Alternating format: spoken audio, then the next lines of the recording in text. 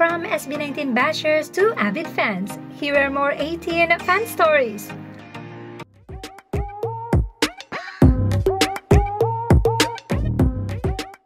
It is so heartwarming to read more stories from people who were once bashers, doubters, and walang pake sa SB19, pero ngayon ay avid fans and defenders of our mahalima.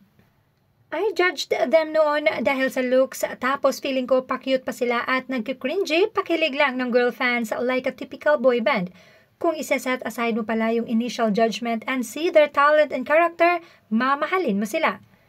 Una ko silang narinig, akala ko mga K-pop wannabe lang sila and gumagawa lang K-pop covers, kaya I ignored them kasi J-pop fan ako. And para sa akin, kako, mas gusto ko ang art ng J-pop kaysa sa K-pop. Kaya nung sumulpot ang 5, wala akong pake noon. Di ko naman akalain na ngayon. Offline basher ako. Issue ko after seeing the viral dance practice vid is akala ko K-pop wannabe sila and I assumed puro lip-sync lang sila. Later on, I discovered I was so wrong. Sa vocals lang talaga nila ako unang nabaliw, lalo na kay Stell. Didn't know they sang MAPPA but I love it. Gento went viral and my friend did a dance cover. Still not a fan. I cringed at fangirling before.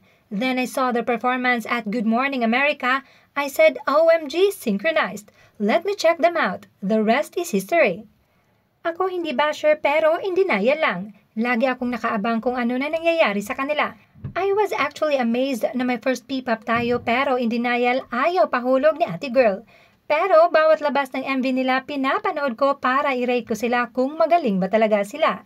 Nung narinig ko yung issue tungkol sa kantang Gento sa isang noontime show, sabi ko ang gahama naman nila. Hanggang sa dumaan sa FYP ko sa TikTok si Stell. Ang pogi may bebo. Simula noon lagi ko na siya in-stalk hanggang sa nalaman ko na may SB19 pala. Yung nanay ko inamin niya sa akin na dati siyang basher ng SB. Sabi niya BTS poor version daw tapos si Josh at Ja lang daw nagdala sa grupo. Pero ngayon kinain niya lahat ng sinabi niya, delulu na siya kay Ken ngayon. Naiiyak pa yan siya pag naubusan ng merch. Workmate ko nakita SB19 sa desktop ko, sabi pangit daw. Nilapatan ko videos, malaman-laman ko 1 week after, bias na daw niya si Pablo tapos nagsorry sa akin. Kapatid ko basher before, sinabihan pa ako na SB19 mga bayot man na. Sa inis ko di ko kinausap ng ilang linggo. Ngayon, fan na siya. Bias niya si Stell. Mas nauna pa siyang makakompleto ng MacDo PC kaysa sa akin. Not a basher, judgmental lang. Guest sila sa isang TV show. Sabi ko, ano ba yan ang papangit paano sisikat? A year later, naalala ko sila, saan na kaya mga pangit na yun? Until napanood ko ulit sila and I was shocked how good they were. Nahiya ako, I said, sorry Lord, na-judge ko sila. Now I'm an 18.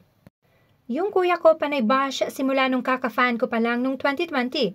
Keso walang authenticity at mga mukhang palaka na K-pop wannabe daw. Nung nilapagan ko ng MAPPA, grabe kong makaiyak. Tas ayun, mas nauna pa siyang makita sila live at inagawan pa ko ng bias at record. Guilty. Feeling ko kasi before mga gaya-gaya.